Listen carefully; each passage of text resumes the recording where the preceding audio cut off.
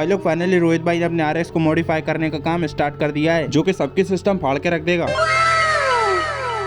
जिसमें कि उसके पुर्जे पुर्जे अलग कर दिए हैं। और अभी तक नए हो तो चैनल को सब्सक्राइब जरूर से कर लेना, और इस लेटेस्ट न्यूज के लिए एक लाइक तो बनता है, तो प्लीज यार लाइक कर देना।